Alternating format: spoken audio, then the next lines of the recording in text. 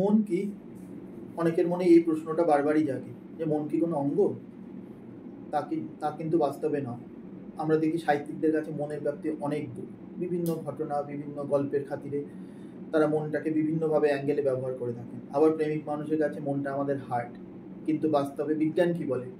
বিজ্ঞানে খাতিরে যদি দেখি, মন হচ্ছে আমাদের ব্রেন। ব্রেনে ৩ রকম ফাংশন আছে।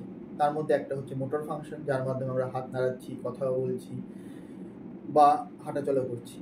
সেকেন্ড ফাংশন হচ্ছে সেন্সরি ফাংশন, যার মাধ্যমে আমরা গন্ধ, বর্ণ, টাচ এগুলো ফিল করতে পারি। আর থার্ড ফাংশন, সেটা হলো আমাদের বিহেভিয়ারাল কন্ট্রোল। সেই ব্রেনের বিহেভিয়ারাল কন্ট্রোল, কোন মুহূর্তে আমাদের এক্সপ্রেশন কি হবে, কোন মুহূর্তে আমরা কি রিয়াকশন দেব, সেটা আনন্দ হতে পারে, সেটা দুঃখ হতে পারে, সেটা কাউকে ভালোবাসা হতে পারে, কোনো ক্ষেত্রে অ্যাঙ্গার হতে পারে, কোনো ক্ষেত্রে সেটা কোনো দুঃখ হতে পারে। এই যে ইমোশনগুলো, এই সমস্ত কিছু দিয়েই কিন্তু আমাদের মন, এই মনটা কিন্তু কন্ট্রোল হচ্ছে আমাদের ব্রেন থেকে। তাহলে আমরা আজকে জেনে গেলাম মন কি। মন কোনো অঙ্গ নয়, অ্যাকচুয়ালি ব্রেনের একটা বিহেভিয়ারাল ফাংশন।